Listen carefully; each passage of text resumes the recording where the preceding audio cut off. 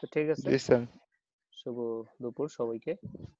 আমি screen share করছি বরাবরের মতোই, দেখতে পাচ্ছ কিনা তুমি জানাও আমাকে। হোপফুলি দেখতে পাচ্ছ। স্যার এখনো স্টার্ট হয়ে সারেনি। জি স্যার এখন আসছে। ওকে, আজকে যে লেকচারটা আমাদেরকে পড়তে হবে সেটা হচ্ছে যে waste assimilation capacity and eutrophication of waste water. মানে হচ্ছে যে ন্যাচারালি কিভাবে ওই ওয়েস্ট ওয়াটার গুলো আমাদের পরিবেশের উপর কোনো প্রভাব না পড়েই, মানে নর্মাল যে দূষণটা আছে সেটা বায়োলজিক্যালি ডিজলভ হয়ে যায় বা বায়োলজিক্যালি কিউর হয়ে যায়, সেটা এই সম্পর্কে আজকে আমরা জানবো।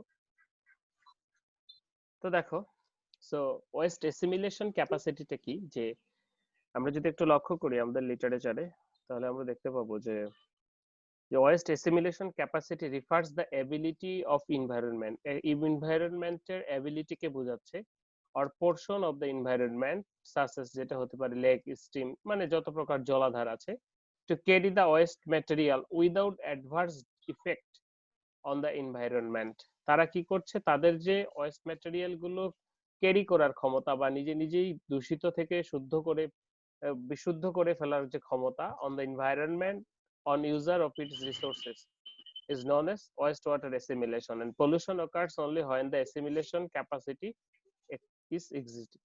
যখন পলিউশনটা কখন হবে, প্রত্যেকটা সবকিছুর আমরা বলি না একটা সহ্য ক্ষমতা আছে, তো এই প্রত্যেক পানির বা এই ধরনের জলাধারের যখন নিজস্ব এই যে বায়ো ম্যাটেরিয়াল গুলো রিমুভ করার ক্ষমতা বা পলিউশন গুলো রিমুভ করার ক্ষমতা হারিয়ে যাবে, তখন সেটাকে আমরা বলতেছি যে অ্যাসিমিলেশন ক্যাপাসিটি এক্সিট।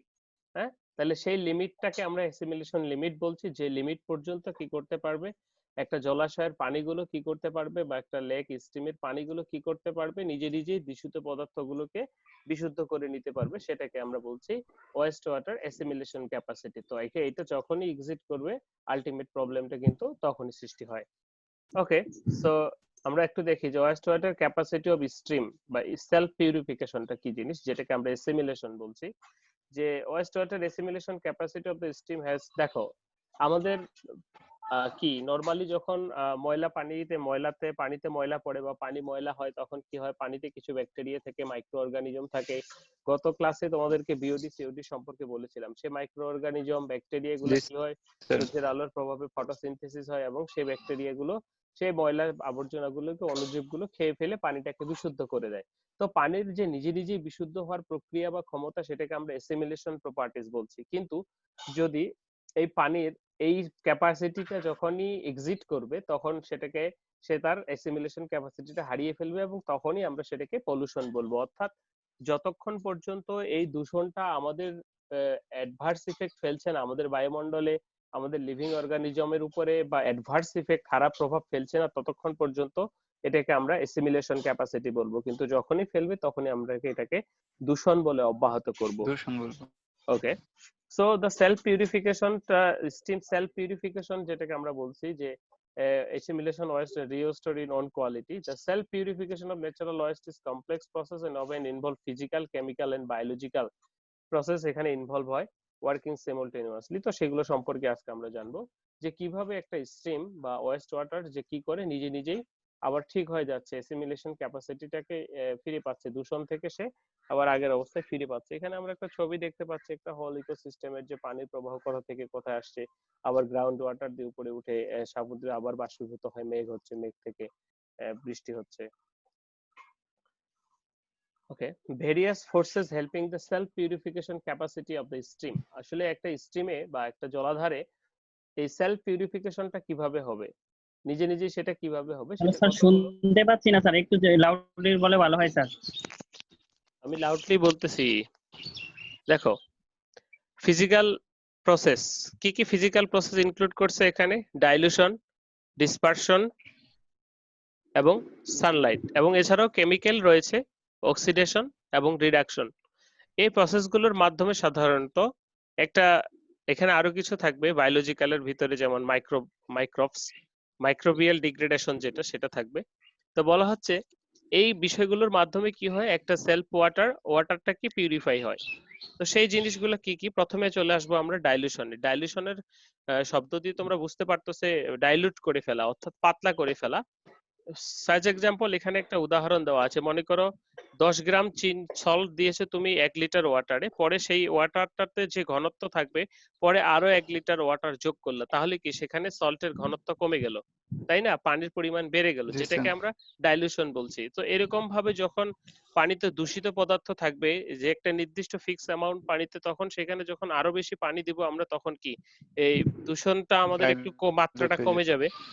ওকে, সেটাকে আমরা ডাইলিউশন বলছি। সো সংজ্ঞাটা যদি দেখি, যে dilution is the process of decreasing the concentration of the solute in solution, and usually simply by mixing more solvent, like adding more water in the solution. To dilute a solution means to add more solvent. অর্থাৎ পাতলা করে নিব। পাতলা করে নিলে কি, তাহলে সেটা তার অ্যাসিমিলেশন ক্যাপাসিটিটা ফিরে পাবে এবং সেটাকে পিউরিফাই করতে পারবে। এটা একটা মেথডে হয়ে থাকে। দ্বিতীয়ত, পরবর্তীতে যদি আমরা দেখি ডিসপারশন। তো ডিসপারশনের বাংলা শব্দ হচ্ছে ছড়িয়ে পড়া। তো পলুটেন্টসটা যখন এক জায়গায় পড়বে তখন সেটা কি আসলে পলুটেট করে ফেলবে। মনে করো একটা বালতির মধ্যে অনেকগুলো পলুটেন্টস তুমি দিয়েছো, কিন্তু এটা যদি পুকুরের মধ্যে দাও তাহলে কি সেই পুকুরটা নোংরা হবে, পানিটা হবে না। বা সিম্পলি যদি একটা রং তুমি যদি বালতিতে দাও, তাহলে পুরো বালতির রংটা বালতি ভিজে যাবে, কিন্তু পুকুরে দিলে সেটা কিন্তু সেরকম কোনো প্রভাব পড়বে না।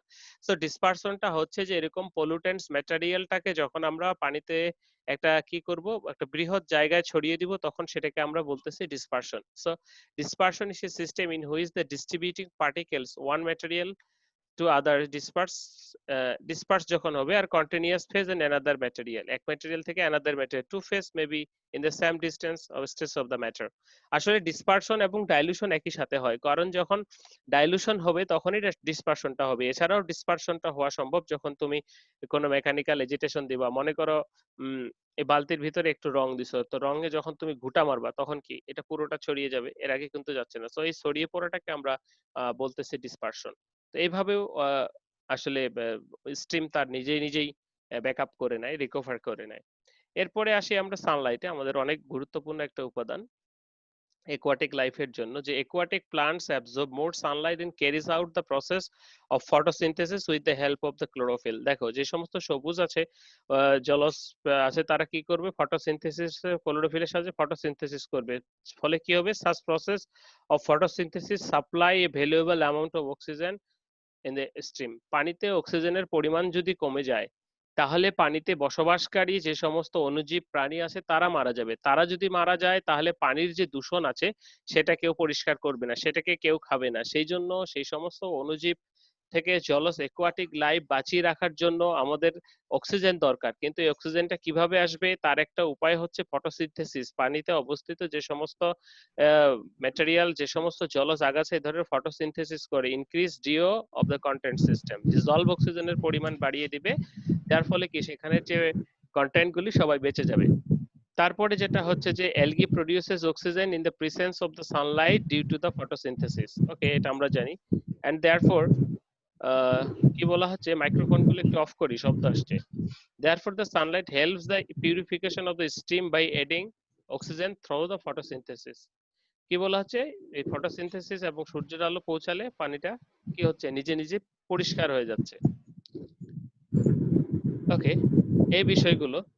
তারপরে যদি আমরা বলি আমাদের কেমিক্যাল যে বিষয়গুলো রয়েছে সেগুলো আমরা যদি একটু দেখি, যে সেগুলো হচ্ছে কি কি আমাদের অক্সিডেশন এবং রিডাকশন। আমরা জানি জারণ বিজারণ বিক্রিয়া আমরা পড়েছি, যে অক্সিডেশন এবং রিডাকশন সেই রিডক্স বিক্রিয়া একই ঘটনা। যখন এটা বায়োলজিক্যালি ঘটে থাকে তখন সেটাকে আমরা বলছি এইখানের জন্য, যে আমাদের স্ট্রিমে কি ধরনের হয়ে থাকে, যে oxidation is the losses of electron from during the reaction of the molecule. কি বলবো আমরা, যে oxidation is the losses of electron during the reaction of A molecule or atom or ion, and oxidation occurs when the oxidation। দেখো এখানে যে দুটো ইয়ে রয়েছে, সোডিয়াম এবং, এখানে এই যে একটা নীল দেখো এখানে চলে গেছে, ঠিক আছে? অর্থাৎ একজন ছাড়বে ইলেকট্রন, আরেকজন গ্রহণ করবে। তো যে ছাড়বে সেটার কি ছেড়ে দিয়ে সেটা অক্সিডেশন ঘটাচ্ছে, আরেকটা কি নিয়ে রিডাকশন ঘটাচ্ছে। হুম, সেম ঘটনা নিয়ে কি করতেছে, ইলেকট্রন নিয়ে এসে অক্সিডেশন রিডাকশন ঘটাচ্ছে আর ছেড়ে দিয়ে অক্সিডেশন ঘটাচ্ছে। তো আমাদের যে বায়োম্যাটেরিয়াল বা মলিকুল বা অর্গানিক সাবস্টেন্স গুলি আছে, সেই সাবস্টেন্স গুলি যখন এই ধরনের অক্সিজেন ছেড়ে দেয় তখন সে তার প্রপার্টিজ চেঞ্জ করে ফেলে। So this oxidation of the organic matter present in the sewage and effluent will start soon as the sewage outfills into the river and containing the dissolved oxygen, and efficiency of the CO2 will be filtered by the atmospheric oxygen.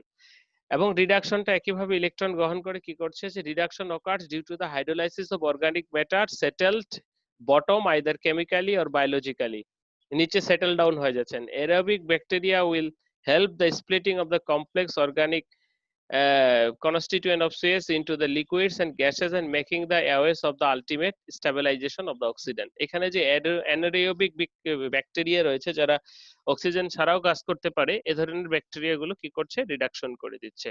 So এইভাবেও কিন্তু আমাদের যে পানিটা রয়েছে সেটা clear হতে পারে, সেটা তার আগের অবস্থা ফিরে পেতে পারে, অর্থাৎ পলিউশনটা দূর হতে পারে। এখন চলে আসি যে factors influencing the self purification.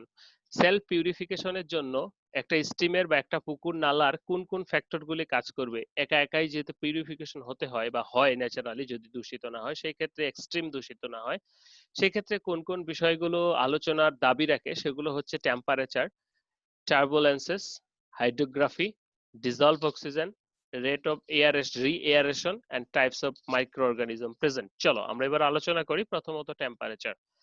অবশ্যই টেম্পারেচারটা আমাদের সহনীয় পর্যায়ে বা রুম টেম্পারেচার থাকতে হবে, কারণ হচ্ছে যে আমরা যখন ইন্ডাস্ট্রি থেকে প্রচুর পরিমাণে হট ওয়াটার ছেড়ে দিব, বা তোমরা যখন দেখবে যে কোনো কারণে আমাদের চারপাশের পানিগুলো গরম হয়ে গেছে, কি যে মাছগুলো যারা আছে, যাদের বাসা গ্রামে, মাছগুলো মারা যায়, ঠিক আছে। সো এই যে বলা হচ্ছে temperature, as the activities of the organism depend on the temperature, the self purification will also depend on the temperature. At low temperature the organism actives are slow due to the which rate of decomposition be slow and temperature at the action of the reverse. দেখো temperature যেমন দরকার আছে আবার তেমন নাই, বেশি কম টেম্পারেচারে আবার অক্সিডেশন হবে না, আবার বেশি টেম্পারেচারে কি হবে, aquatic life মারা যাবে। So therefore in summer the stream will get purification is less than winter, but quantity of the dissolved oxygen more than cold water in the hot water. So এই যে টেম্পারেচারটা, এই টেম্পারেচারটা কিন্তু আমাদের দরকার, ঠিক রাখা দরকার। কম হলে যেরকম সমস্যা, বেশি হলেও ঠিক সেরকম সমস্যা, যে কম হলে আমাদের পিউরিফিকেশন কম হচ্ছে, আবার বেশি হলে পিউরিফিকেশন বন্ধ হয়ে যাচ্ছে। সো একটা মিনিমাম স্টেজে এই টেম্পারেচারটা দরকার, সবকিছুর কথা বিবেচনা করে, বিশেষ করে অ্যাকোয়াটিক লাইফ থেকে শুরু করে সবকিছুর কথা, যে কিভাবে পিউরিফাই হচ্ছে এটা। তারপরে যদি আমরা বলি যে টার্বুলেন্স, টার্বুলেন্সটা কি, পাশের চিত্রগুলো একটু দেখো, তোমরা দেখতে পাচ্ছ যে বলা হচ্ছে the turbulence in the body of water helps to breaking the surface of the steam lake and helps to rapid re-aeration of the from the atmosphere.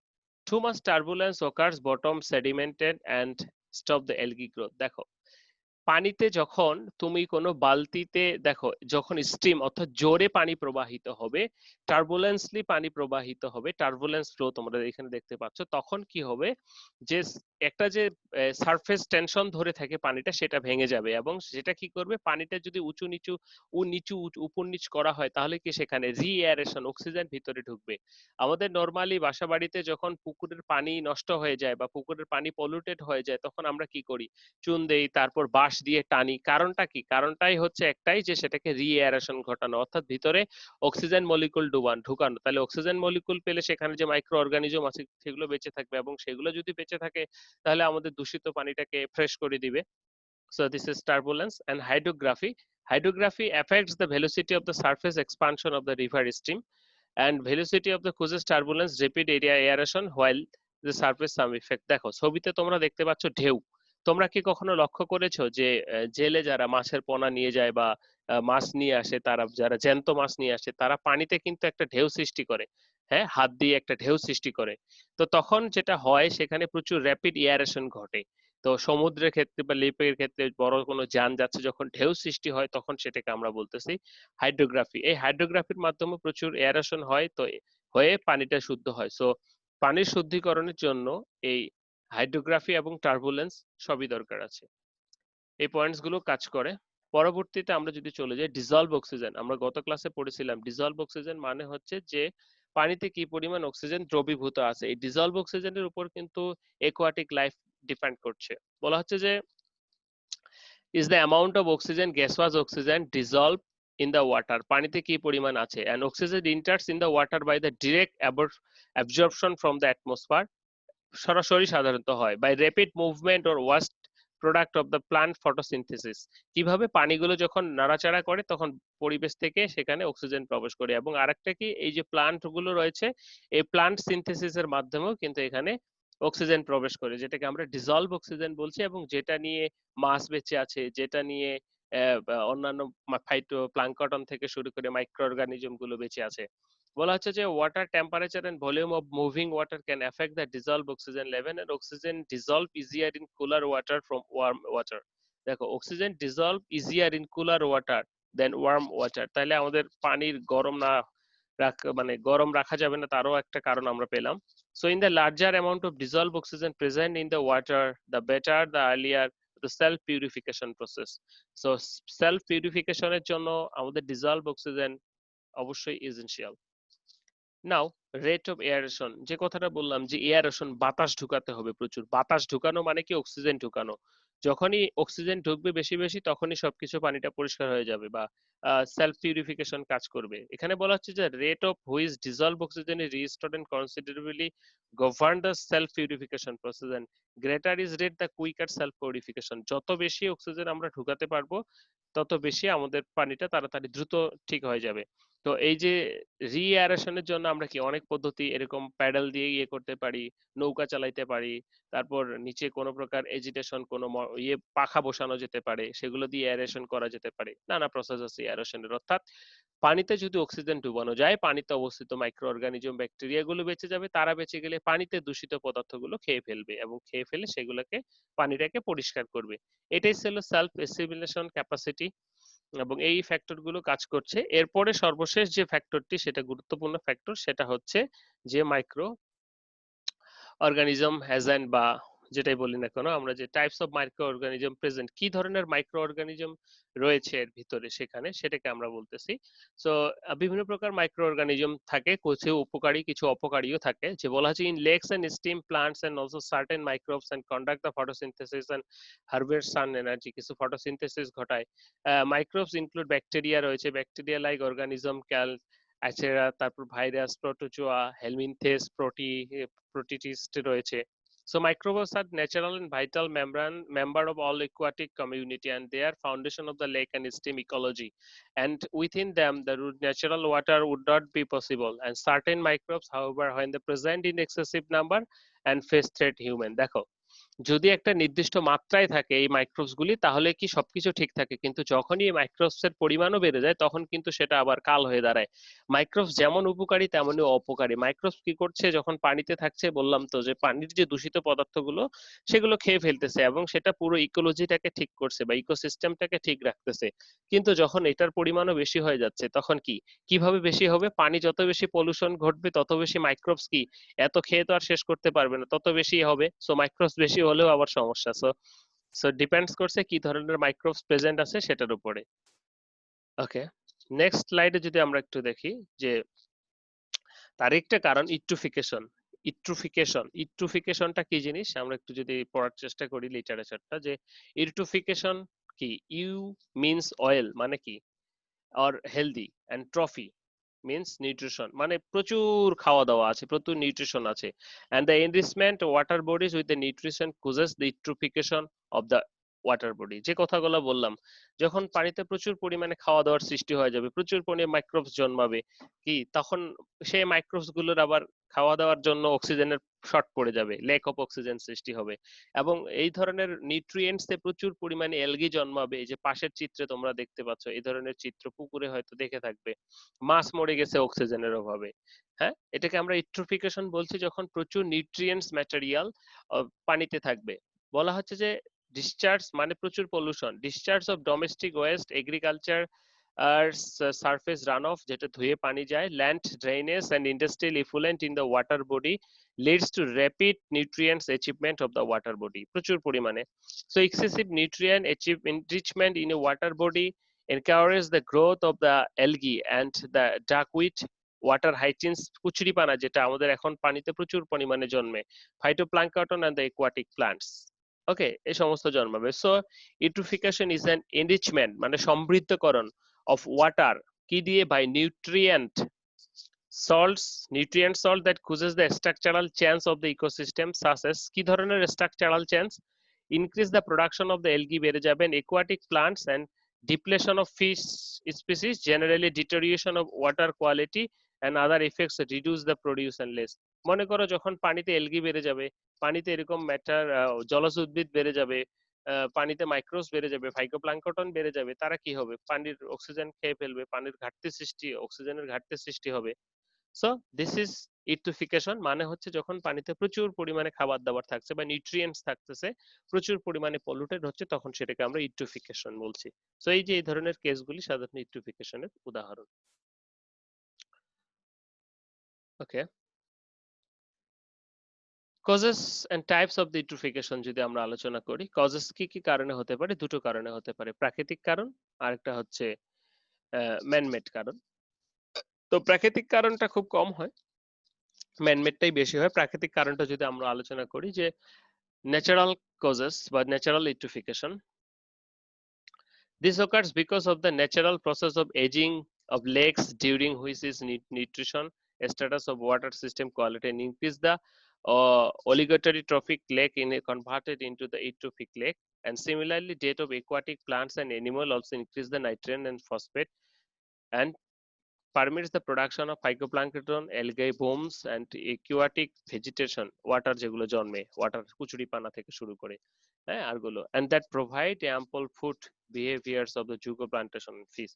দেখো, ন্যাচারালি যখন এই ধরনের ইউট্রোফিকেশন সৃষ্টি হচ্ছে তখন আমরা সেটা ন্যাচারাল ইউট্রোফিকেশন বলতে, ন্যাচারাল রিজনের কারণে যখন হচ্ছে, সেটা কি কি কারণে হতে পারে, যে প্লান্টস, একুয়াটিক প্লান্টস এর মৃত্যু বা নাইট্রোজেনের পরিমাণ বেড়ে যাওয়া, ফসফেটের পানিতে পরিমাণ বেড়ে যাওয়া, অর্থাৎ ন্যাচারালি যখন হচ্ছে তখন সেটাকে আমরা বলতেছি ন্যাচারাল ইউট্রোফিকেশন।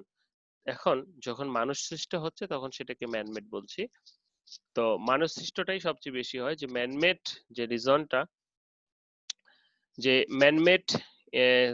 ম্যানমেড কজেস বা কালচারাল ইউট্রোফিকেশন যেটা, this process is generally sift by the human activities, speeded up by the human activities.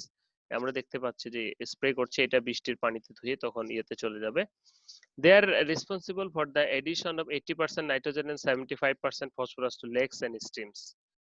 And use of key NPK, nitrogen, phosphate, potash fertilizer in discharge in the domestic and industrial waste, detergent and urban drainage, animal waste and sedimentation into the water body leads to the cultural eutrophication।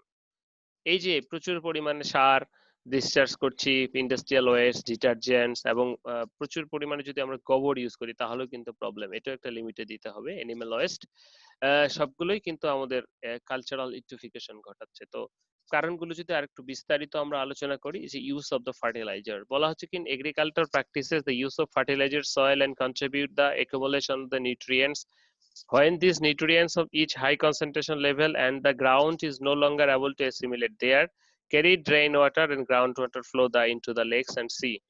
এই যে fertiliser, বিষ, pesticides এগুলো use করার ফলে আমাদের natural man-made ইউট্রোফিকেশনটা ঘটে। পরের স্লাইডে যদি আমরা দেখি আমাদের কি রয়েছে, discharge of the West water. আমরা প্রচুর ইন্ডাস্ট্রি থেকে, টেক্সটাইল ইন্ডাস্ট্রি থেকে প্রচুর পরিমাণে খারাপ পানি ছাড়ি। এছাড়া কি various parts of the world, particularly in developing countries, waste water discharge directly into the water bodies and such as river, lakes. এই পানিটা কিন্তু আমাদের পরিষ্কার করে ফেলানোর কথা ছিল, কিন্তু এভাবেই ফেলাচ্ছি। This is the release of high quantity of nutrients which is stimulate the disproportionate growth of the algae and the aquatic life, যেটা বৃদ্ধি করছে। তারপর reduction of the self purification capacity. তো এইভাবে যখন বৃদ্ধি প্রাপ্ত হবে, ওভার দ্য ইয়ার্স লেক কি প্রচুর পরিমাণে ট্রান্সপোর্টেড বাই ওয়াটার সেডিমেন্ট, প্রচুর পরিমাণে তলানি জমবে, হ্যাঁ, and these sediments are susceptible to absorb large amount of nutrients and pollutant। আস্তে আস্তে তখন কি হবে, এই পুরো যে সিস্টেমটা আছে, ইকোসিস্টেমটা আছে, সেটা তার সেলফ পিউরিফিকেশন যে ক্যাপাসিটি সেটা হারিয়ে ফেলবে। সো এই ছিল রিজন আমরা আলোচনা করলাম ম্যানমেড এর জন্য। সো ইউট্রোফিকেশন প্রসেস বা মেকানিজমটা কিভাবে হয় সেটা আমরা একটু দেখবো, যে এটা কিভাবে আসলে এতটা ভয়ঙ্কর রূপ ধারণ করে নাই।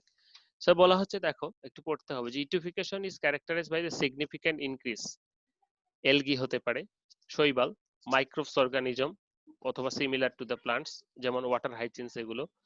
Due to the greater availability, বলে না এখন প্রচুর কুষ্টিপানা হয়েছে, কেন কুষ্টিপানা হয়েছে? কুষ্টিপানা খাবার পাচ্ছে বলেই কিন্তু হয়েছে। কুষ্টিপানা কি স্বচ্ছ পানিতে হয়? সবসময় পচা পানিতেই কিন্তু হয়। So one of the more growth two factors necessary for the photosynthesis and sunlight, carbon dioxide and nutrients of nitrogen, phosphorus এই বিষয়গুলো দায়ী। বলা হচ্ছে যে when algae start to grow uncontrolled manner, যখন হবে increasingly large biomass is formed which is distant and degraded, and deep water a large amount of organic substances accumulated। দেখো যখন এই ধরনের শৈবালগুলো হবে তারা প্রচুর পরিমাণে হবে, কিছু পচে যাবে, তারপর অর্গানিক সাবস্টেন্স গুলো অ্যাকুমুলেট হবে and represent by the algae having reached their end of the life cycle and that they destroy all the dead algae and exclusive consumption of the oxygen is required। দেখো তখন algae গুলো পচে যাবে এবং প্রচুর পরিমাণে আমাদের এগুলো পচানোর জন্য কি লাগবে? এক্সেসিভ অ্যামাউন্ট অফ অক্সিজেন লাগবে। কার? মাইক্রোবস গুলির বা মাইক্রো অর্গানিজম গুলির।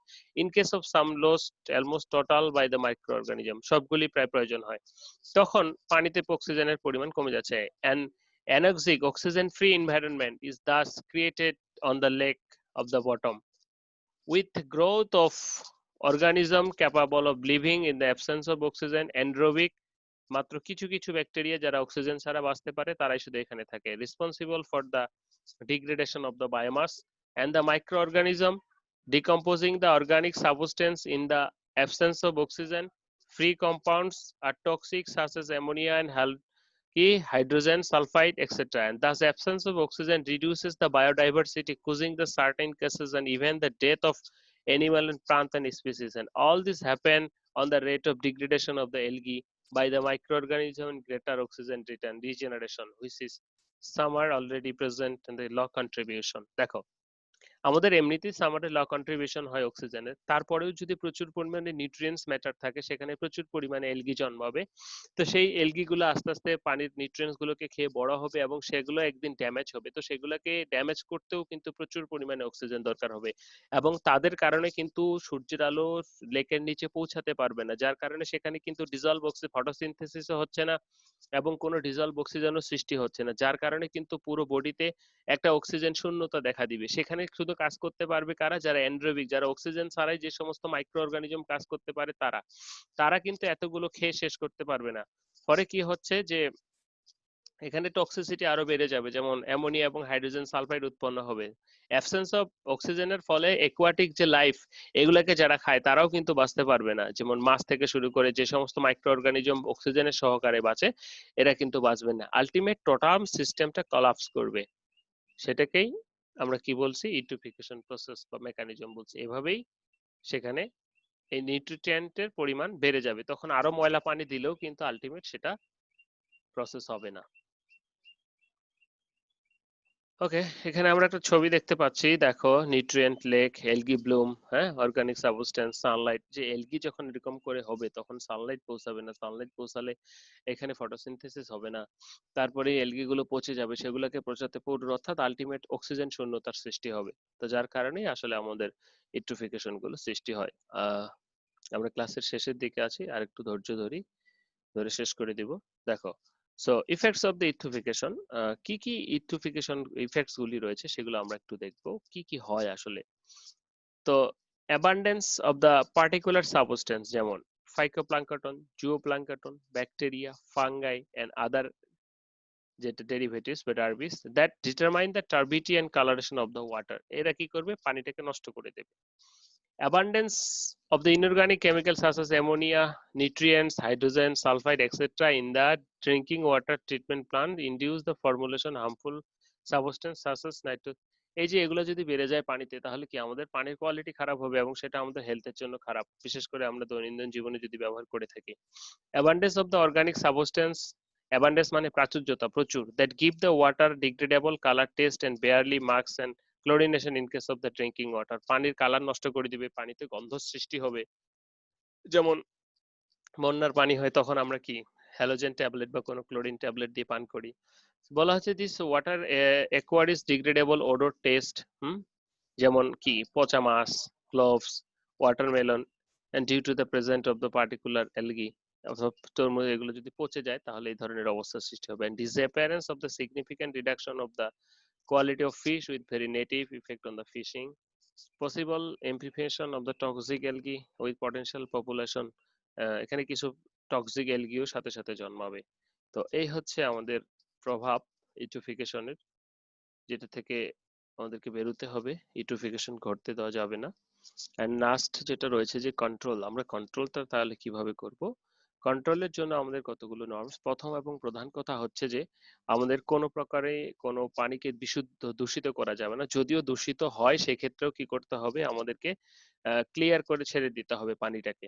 তো সেজন্য কি ওয়াস্ট ওয়াটার লাইক সুয়েটস and must be properly treated before the discharging into the water bodies, এরকম ক্লিয়ার করে ছেড়ে দিতে হবে। Algae blooms after death before further decomposition should be removed from the waste and otherwise would be further generate plant nutrients during the decomposition. যদি একবার এরকম হয়ে থাকে পরিষ্কার করে দিতে হবে, না হলে কি সেগুলো পচে আবার একই অবস্থার সৃষ্টি হবে। যেমন তোমাদের কোনো পুরাতন পুকুর যদি এরকম থেকে থাকে যে কুচরিপানা হয়েছে, পচছে, মরছে, আবার কুচরিপানা হচ্ছে, তোমাদের কোশ্চেন হতে পারে যে কুচরিপানা তো একবার পচে গেল, আবার কোথা থেকে সৃষ্টি হচ্ছে। Okay, use of the phosphate free detergents reduce the eutrophication, আমরা phosphate free detergent use করে reduce করতে পারি। Growth of algae in water can also be controlled by the applying কি algicides such as copper sulfate আমরা use করতে পারি। Copper sulphate use করলে সাধারণত এই ধরনের অ্যালগি গুলো জন্মাবে না।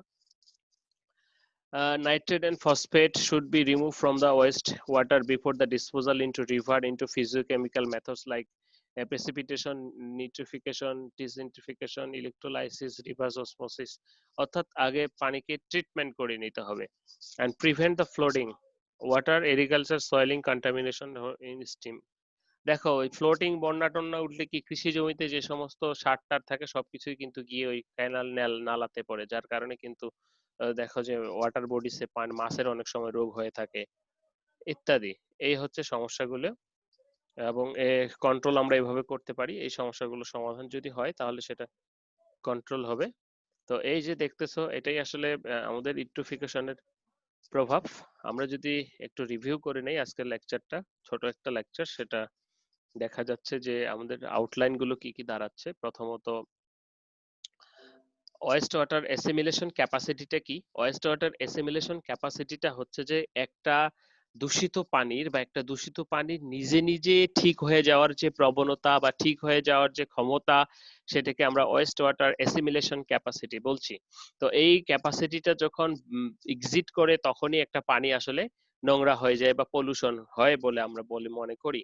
তো ওয়েস্ট ওয়াটার নিজে নিজে কিভাবে পিউরিফিকেশন হয়, সেলফ পিউরিফিকেশন গুলো হয় কিভাবে, এই বিষয়গুলো থাকবে বা মাধ্যমে তারা সেলফ পিউরিফিকেশন হতে পারে। যেমন ডাইলুশন মানে কি, যখন ওয়েস্ট ওয়াটার গুলো আরো ডাইলুট করতে হবে তখন কন্টামিনেটের পরিমাণ কমে যাবে। তারপরে রয়েছে ডিসপারশন, ডিসপারশনের মাধ্যমে কি যে ছড়িয়ে যাবে চারপাশে, সেটার জন্য হতে পারে। তারপর সানলাইটের মাধ্যমে ফটোসিনথেসিস হবে, পানিতে অক্সিজেনের পরিমাণ বেড়ে যাবে, সেভাবে হতে পারে। রিডাকশন অক্সিডেশনের মাধ্যমে বা রিডাক্স কেমিক্যাল রিঅ্যাকশনের বায়োলজিক্যাল কেমিক্যাল রিঅ্যাকশনের মাধ্যমে হতে পারে। সে কথাগুলো এখানে বলা হয়েছে যে ডাইলুশনের মাধ্যমে হতে পারে, ডিসপারশন, সানলাইটের মাধ্যমে অক্সিডেশন, রিডাকশন। ফ্যাক্টর এখানে কিছু কাজ করে, যেমন temperature, turbulence, hydrography, dissolved oxygen, rate of free reaeration, types of micro organism present. Temperature থাকলে যেমন ডিজলভ অক্সিজেন কমে যাচ্ছে, বেশি হলে আবার কম হলেও সমস্যা, সো মাইক্রো অর্গানিজম জন্মাতে পারবে না, একুয়াটিক লাইফ যারা আছে তারা থাকতে পারবে না, so temperature should be control. Turbulence, এই ধরনের টার্বুলেন্স যদি না থাকে তাহলে কিন্তু সেখানে সেলফ পিউরিফিকেশন হওয়াটা সম্ভব নয়। ঢেউ থাকতে হবে, স্রোত থাকতে হবে পানিতে। হাইড্রোগ্রাফি, যেটা পানিতে ঢেউ থাকতে হবে, অর্থাৎ পানিতে যেন অক্সিজেন প্রবেশ করতে পারে তার সক্ষমতা থাকতে হবে, না হলে কিন্তু পানির সেলফ পিউরিফিকেশনটা হবে না। এরপরে ডিজলভ অক্সিজেন থাকতে হবে, ডিজলভ অক্সিজেন না থাকলে তো হবেই না, যত কথাই বলি না কেন ডিজলভ অক্সিজেনই সবগুলোই কন্ট্রোল করে। যে ডিজলভ অক্সিজেন থাকলে মাইক্রো অর্গানিজম বাঁচবে, মাইক্রো অর্গানিজম বাঁচলে পলিউটেন্ট ওয়াটার চলে যাবে। তো ডিজলভ অক্সিজেন ঢোকার জন্য ফটোসিনথেসিস হতে হবে, পানিতে নড়াচড়া থাকতে হবে, পানিতে অক্সিজেন প্রবেশ করতে হবে। সেজন্য আমাদের রিঅ্যারেশন প্রসেস আছে, অর্থাৎ যে কোনো মেকানিক্যালি হোক না কেন রিঅ্যারেশন করতে হবে পানিতে যেন প্রবেশ করতে পারে, সেজন্য সেই ব্যবস্থা করতে হবে। তো এই বিষয়গুলো থাকলে আসলে পানি রিঅ্যারেশন সম্ভব। মাইক্রো অর্গানিজম একটা নির্দিষ্ট মাত্রায় থাকতে হবে, বেশি মাত্রা হলে আবার সেটাও সমস্যার সৃষ্টি করবে। এরপরে চলে যাই আমরা ইউট্রোফিকেশন, যখন ইয়ের পরিমাণ খুবই বেড়ে যাবে, পলিউশনের পরিমাণ, তখন কি হবে, নিউট্রিয়েন্টের পরিমাণ বেড়ে যাবে। নিউট্রিয়েন্ট বলছি কেন, যারা মাইক্রোবস তাদের জন্য তো এগুলো খাদ্য বা নিউট্রিয়েন্টস। তখন কি হচ্ছে, যখন এগুলোর পরিমাণ বেড়ে যাচ্ছে তখন সেগুলোর উপর বেস করে যে সমস্ত ম্যাটেরিয়াল যেমন এলগি, ছত্রাক এগুলো জন্মাবে। তো এগুলো জন্মালে কি হবে, সেগুলো আবার প্রবলেমের সৃষ্টি করছে, যে এই ধরনের প্রবলেম সৃষ্টি করছে, এলগি জন্মাচ্ছে। তখন তারা আবার কি করছে, যে সানলাইট প্রবেশ করতে দিচ্ছে না পানির উপরে ভিতরে, যার ফলে ফটোসিনথেসিস হচ্ছে না, ডিজলভ অক্সিজেন, এরা আবার পানি থেকে অক্সিজেন নিচ্ছে, এরা আবার তো পানিতে আলটিমেট ডিজলভ অক্সিজেনের পরিমাণ কমে যাচ্ছে, যার ফলে কি আমাদের একুয়াটিক লাইফ হার্মফুল হয়ে যাচ্ছে। সো এটা দুইটি কারণে হতে পারে, ন্যাচারাল লিথিফিকেশন এবং সিনথেটিক। ন্যাচারাল কারণে যদি কোনো কারণে হয়ে থাকে, যেমন অগ্নুৎপাতের কারণে বা যে কোনো কারণে যদি হয়ে থাকে, সেই ক্ষেত্রে ন্যাচারাল কারণে যখন পানি দূষিত হবে তখন সেটাকে ন্যাচারাল লিথিফিকেশন বা নিউট্রিয়েন্টস এর পরিমাণ বেড়ে যাবে বলছি। আর যখন ম্যানমেড কারণে হবে তখন সেটা ম্যানমেডই বেশি, যেমন আমরা ফার্টিলাইজার ইউজ করছি। তারপরে কি বলা হচ্ছে যে ডিসচার্জ ওয়েস্ট ওয়াটার, হ্যাঁ, তারপর সেলফ পিউরিফিকেশন ক্যাপাসিটি যখন হারিয়ে ফেলছে সেজন্য হয়ে থাকে। ইউট্রোফিকেশন মেকানিজমটা খুবই সহজ এবং সিম্পল, যে পানিতে আমাদের ডিজলভ অক্সিজেন দরকার প্রথমত। কি বলা হচ্ছে, দেখতে পাচ্ছ কিনা বুঝতেছি না। ওকে, আবার শেয়ার করছি। দেখো যে আমরা কি করছি, ইউট্রোফিকেশন মেকানিজমটা আমরা একটু জানবো। তো ইউট্রোফিকেশন মেকানিজমটা কিরকম, প্রথমত আমাদেরকে খেয়াল রাখতে হবে যে আমাদের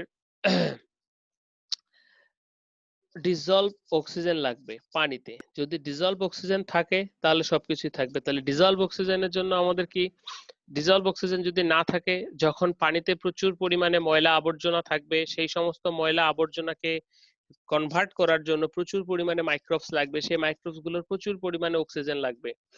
আবার উপরে যদি এলগি জমা থাকে তাহলে আবার ফটোসিনথেসিস হবে না, অক্সিজেন আসবে না, নিচে আবার পানিতে অক্সিজেন পৌঁছাবে না, সূর্যের আলো পৌঁছাবে না, আলটিমেট একটা অক্সিজেন শূন্যতার সৃষ্টি হবে। তাহলে অক্সিজেন শূন্যতার সৃষ্টি হলে পানিতে অবস্থিত যে সমস্ত একুয়াটিক লাইফ তারা মারা যাবে পায়ের অক্সিজেনের উপর। আবার তাদের যে বায়োমাস গুলোর সৃষ্টি হবে সেগুলাকে রিডিউস করতে আবার অক্সিজেনের প্রয়োজন হবে, আবার মাইক্রো অর্গানিজমের প্রয়োজন হবে। আলটিমেট একটা কি পলুটেন্ট অবস্থা, অর্থাৎ তখন শুধু সেখানে খাবার আছে কিন্তু খাদক নাই, এই অবস্থার সৃষ্টি হবে। যে খাবার যখন থাকবে সেটাকে নিঃশেষ করার জন্য খাদক লাগবে, খাদক যদি খেয়ে শেষ করতে পারে তাহলে খাদকেরও পুষ্টি, খাবারেরও সদ ইউজ হলো। কিন্তু যদি এরকমটা হয় যে একজন মানুষ আছে খেতে খেতে মরে গেল, তারপরের খাবারগুলো যারা আছে সেগুলো খেতে পারছে না, তাহলে সেই খাবারগুলো পচে আবার গন্ধের সৃষ্টি করবে। সো বিষয়টা অনেকটাই এরকম।